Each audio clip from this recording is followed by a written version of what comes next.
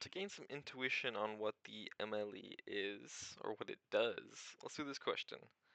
So, a coin is biased with unknown probability P.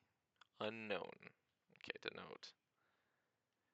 You flip it 3 times and get 2 heads. Question, find the MLE for our unknown probability, then compute the expected number of heads in the next 5 flips. Now let's just focus on this first part of the question, find the MLE for P. Well, what is the MLE? Okay, the MLE is the maximum likelihood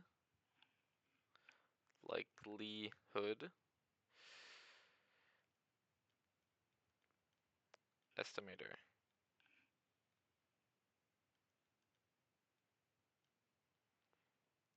And so what this does for us is that the MLE tells us a probability that's most probable, I guess, given the observed data. So we have some observed data,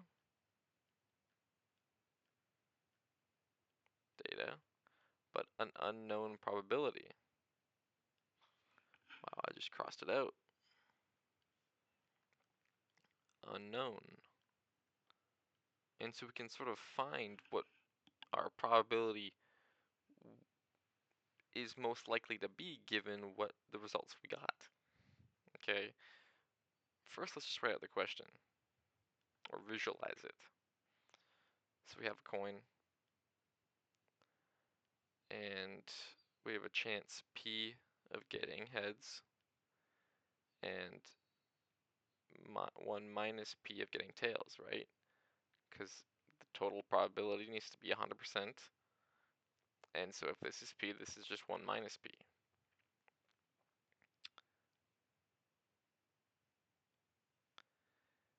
And given the question, we got 2 heads and 1 tails. What is the probability of this? 2 heads.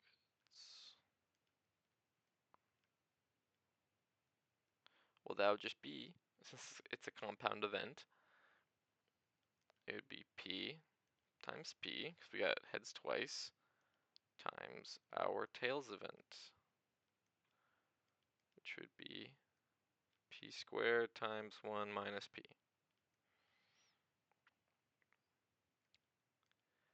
Now, we have the probability. How do we find the maximum likelihood estimator, MLE? What even is that? Well, another way of looking at this is, I'm going to write it in a brighter color, is the probability. We could write this as a function of P because we don't know what P is. And so this probability would change depending on what P is. And now how do we find the maximum likelihood estimator, or the probability? Well, look at what the MLE is. It's the maximum. And we have a function. So we can just analyze to find where the function has a maximum. So we could find the derivative of P, or the derivative of f of P, which, if we know the product rule, is 2P times 1 minus P plus minus 1, because we're deriving this, times P squared, which is 2P minus 2P squared minus P squared. And if we simplify this, we get 2P minus P squared. Now to find our maximum, let's analyze when our f prime of P, our derivative, is 0. So this right here would be 0. Actually, save some time, let's just factor it out first. So this would be 2 minus 3P And so obviously our probability can't be 0, so let's just ignore this for now. So we get 0 is 2 minus 3p, so p is 2 on 3, or around 66.6% to get heads. Okay, so we found the MLE. This is our MLE because there's only one critical point. This is our maximum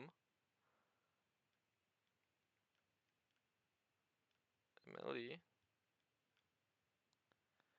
And now the question tells us, then compute the expected number of heads in the next 5 flips. Well, our MLE tells us that for every flip, the chance of getting heads is probably 66.6%, or around 2 on 3 for our observed data. So it's just 5 times our probability. So 5 times 2 on 3, which is around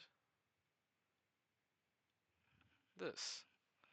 So our expected number of flips for x is number of heads